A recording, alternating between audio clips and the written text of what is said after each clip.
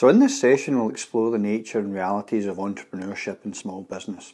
So having completed your entrepreneurial scorecard, review the materials for this session and think about the areas where you marked yourself particularly high or particularly low, and consider how you might develop these skills in order to be more effective.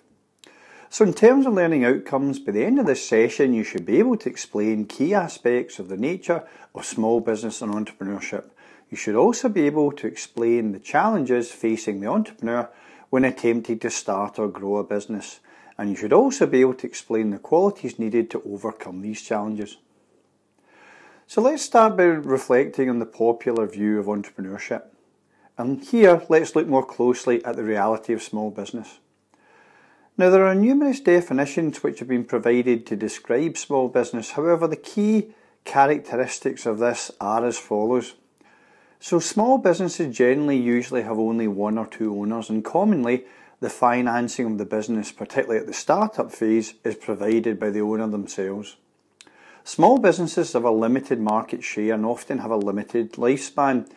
They are also sometimes run on a part-time basis and have a limited product range and a low level of net profit. Often small businesses are home-based businesses and they're geographically limited, and a large proportion of small businesses are often family-based businesses. But it's important to make a distinction here between entrepreneurship and small business management. Entrepreneurs have a vision for growth, a commitment to innovation, a persistence in gathering resources, and an overriding need to achieve. An entrepreneur can become a small business owner, or a small business owner may become an entrepreneur, but they're not always the same thing. There are also real differences in the nature of small businesses and large businesses. Now, from a managerial perspective, when compared to a large business, a small business is less likely to access government assistance, to export goods and services, and to use external financing, and also they're less likely to want to grow bigger. There are countless myths surrounding entrepreneurship. However, the reality is that every entrepreneur is unique and there's no set formula for the entrepreneur.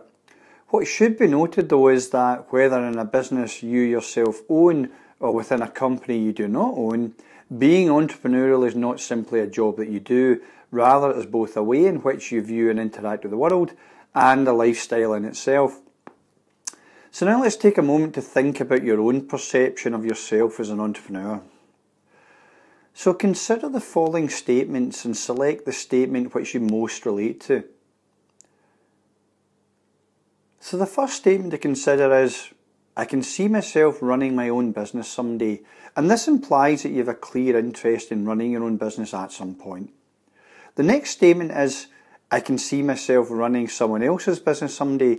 And here we're talking about managing a business that you do not and will not own.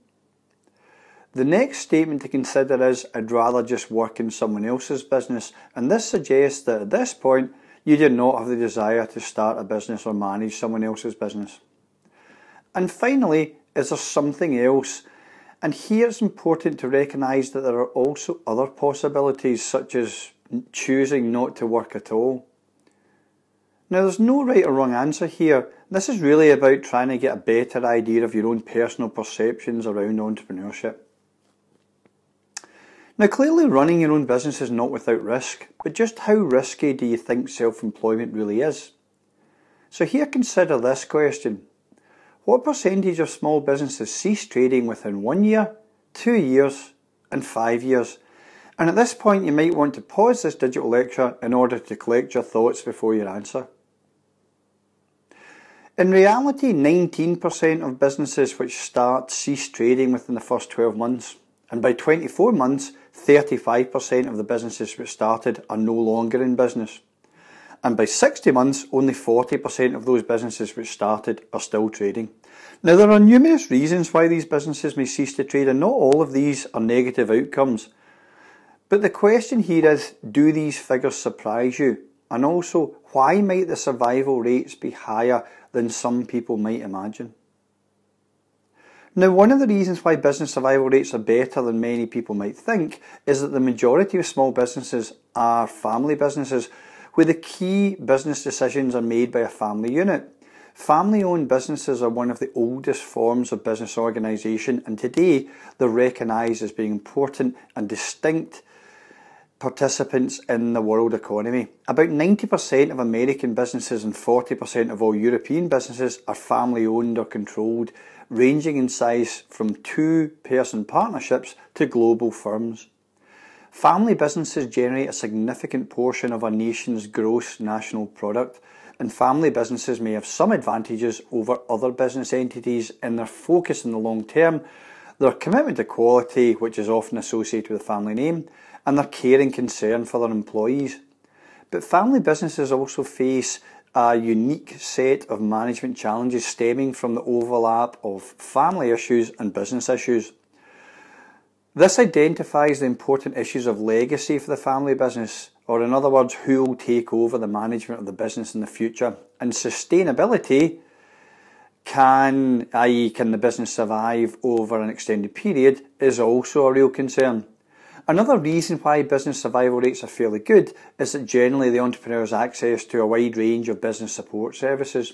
And for the small business, the main channel for accessing business support is through the business advisor.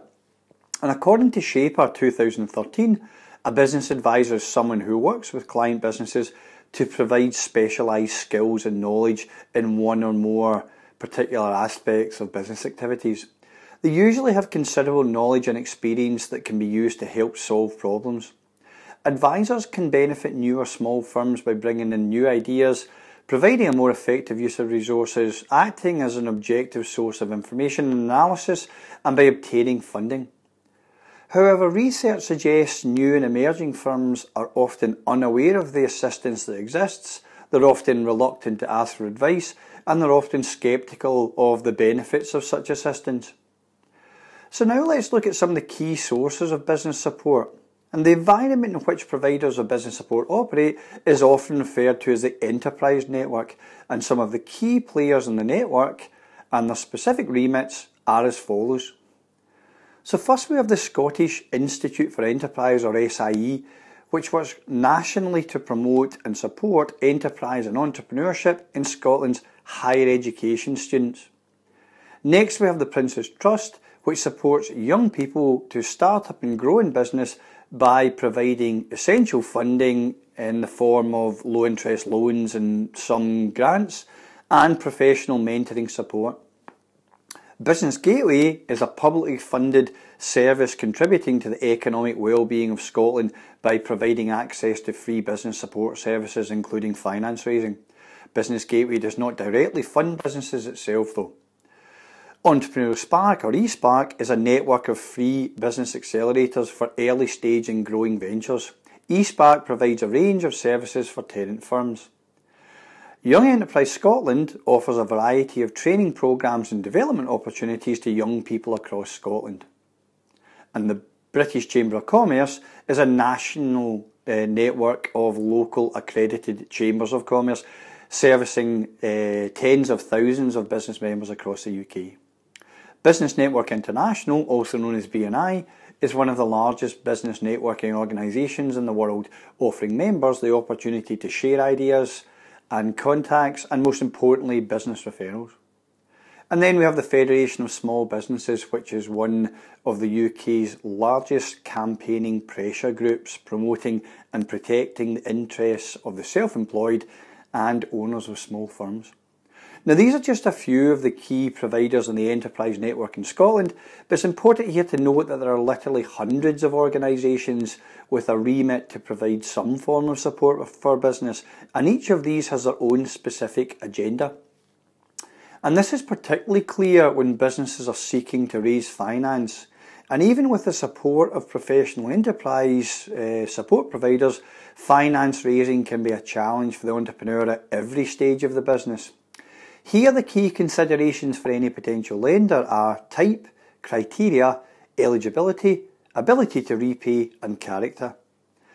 Type relates to the nature of the actual business project itself. Criteria is concerned with the applicant meeting all the specific criteria. Eligibility focuses on where the applicant meets the eligibility requirements. The ability to repay asks the question, will the applicant realistically be able to meet their financial obligations, including any borrowing? and character is concerned largely with establishing if the applicant demonstrates a mix of positive attributes such as flexibility, ability to take advice, trustworthiness, integrity and a strong work ethic. So now let's consider growth aspiration and capability. And Birch in 1987 stated that from a growth perspective, businesses fall into one of three categories. Firstly, we have mice, and these are small, vulnerable, hard-working businesses with little market influence, but they can be quick to change direction if needed, which is useful in the context of business. Very few mice aspire to grow and seek instead to maintain their profitability, and most small businesses could be said to fall into this category. Next we have elephants, and these are larger businesses which command respect but cannot change direction quickly, although they can influence the marketplace and the market conditions, and often these businesses are likely to be contracting in size. And lastly we have gazelles, and these businesses are growth orientated with above average profitability who seek growth rather than control and ultimately become large employers and remain relatively agile. But there's also a new category of business that's becoming more and more common in today's global marketplace, and this is a unicorn. A unicorn are businesses valued at over $1 billion, and a good example of such a business is Brewdog. Now at this point, let's stop for a moment to consider that the skills needed and expertise required at start-up may be very different for that in an established business or what we call a going concern. So with this in mind, consider the following questions. Firstly, what specific skills would be needed by the owner, manager and sole employee of a small electrical business turning over £35,000 a year? And secondly, what specific skills would be needed by the owner manager of a small established family restaurant with a turnover of £400,000 per year and 5 employees? And remember here that the individual assessment for this module asks you to reflect on the skills and qualities which you possess that would be useful in the context of running your own business. In addition, you're also asked to consider the areas you would need to develop. Now let's look at the important area of business growth, and there are numerous factors which may influence the business owner's decision to grow their business, and these factors could be social, economic, technical, political or legal in nature. Now businesses of all types in every sector are capable of growth. However, the constraining factor is generally not the business model, but it's often the ambition, capability, personality and attitude of the owner. It may take longer to grow in some sectors, and some business models can be scaled more quickly than others. However, as we've discussed in earlier sessions, many owners simply don't want their business to be large. Most owners want their business to be better, but that doesn't necessarily mean significantly bigger. Also, the level of ambition and tolerance of risk an owner has tends to vary over the life of their business. Some inexperienced owners with ambitious growth plans don't have the management and leadership capability to achieve them. The more far-sighted recognise this and invest in their own personal development.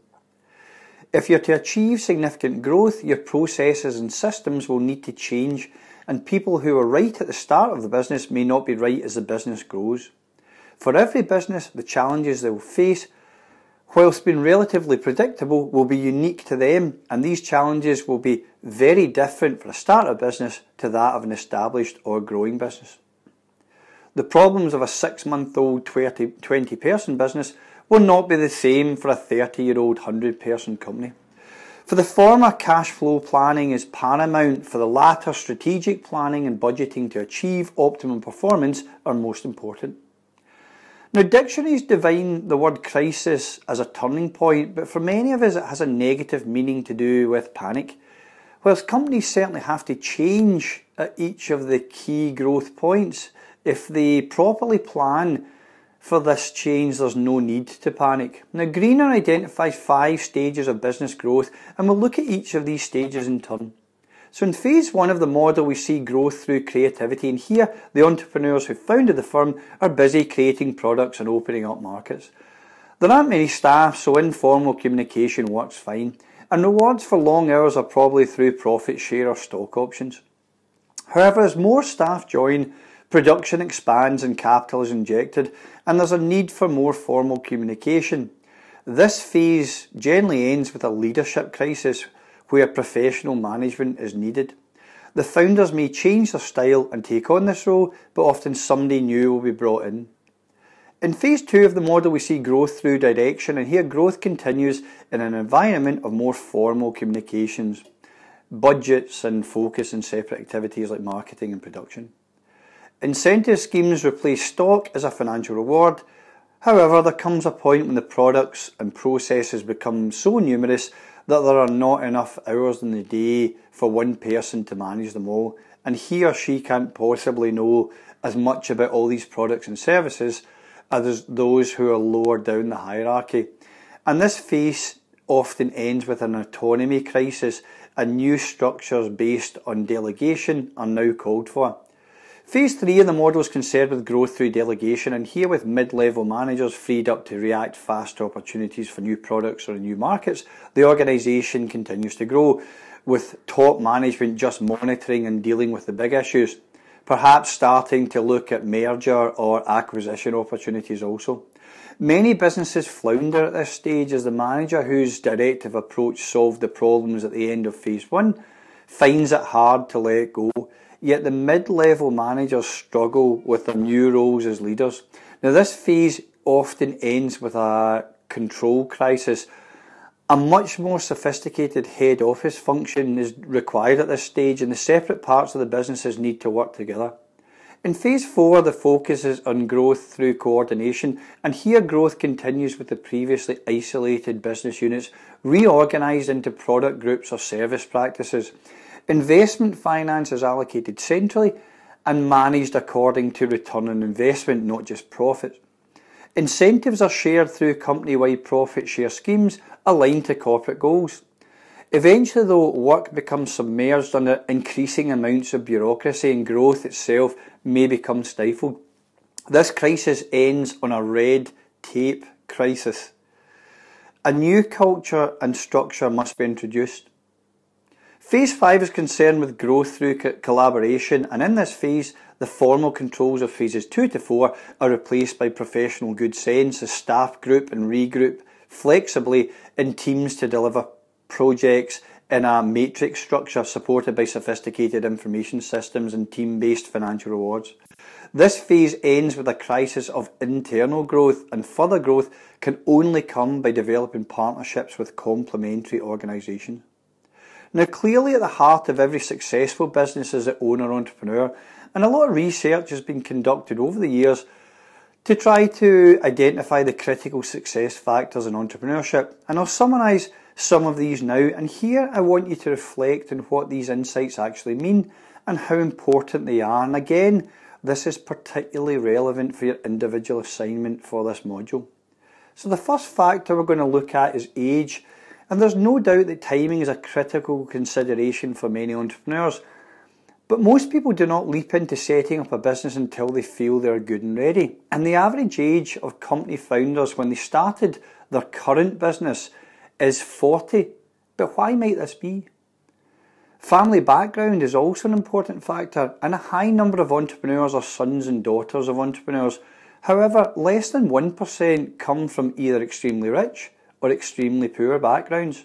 But what does this tell us? Next, we have to recognise serial entrepreneurship, and the research shows that the majority of entrepreneurs are serial entrepreneurs in that they launched on average 2.3 businesses. But why would they do this? Industry experience is also important in the context of entrepreneurship, and 75% of entrepreneurs who start their own business have worked as employees at other companies for more than 6 years before setting up their own.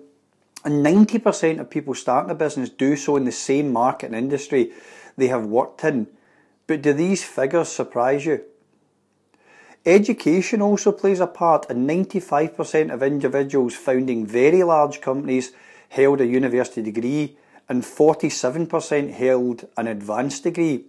So what can we say that education does to the entrepreneur, and what role does it have?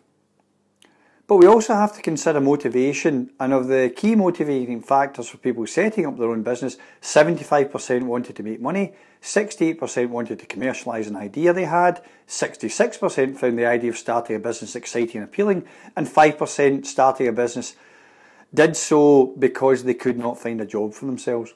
But what are your thoughts on this? Marital status is also a factor which must be considered, as 70% of entrepreneurs were married when they launched a business. But how is this important? And following on from this, 60% of entrepreneurs had at least one child when they launched their first business, with 44% having 2 or more. But is this relevant? And if so, how is this important? What the research does show is that whilst common themes and characteristics can be identified in successful entrepreneurs, each individual is different and each business is itself unique. A common belief is that the key motivating factor for the entrepreneur to start their own business is that they wish to accumulate personal wealth. However, research shows that this is not the case, and the reality of small business is that the owners do not earn vast sums. With this in mind, consider the following questions. Of the estimated 4.7 million businesses across the UK, what percentage of business owners do not pay themselves a regular salary? Also, what percentage of small business owners take home less than £10,000 a year? What percentage earn £32,000 or more? And what percentage of entrepreneurs earn over £150,000? So of the estimated 4.7 million small businesses across the UK, 28% of business owners do not pay themselves a regular salary, 33% of small business owners take home less than £10,000 a year, 20% earn £32,000 or more, and only 2% of entrepreneurs earn over £150,000 a year. From this, it should be noted that how much money the entrepreneur is able to earn is generally not seen to be the measure of success for the business. Ultimately, the success of business can be determined by the degree to which it's effective and efficient.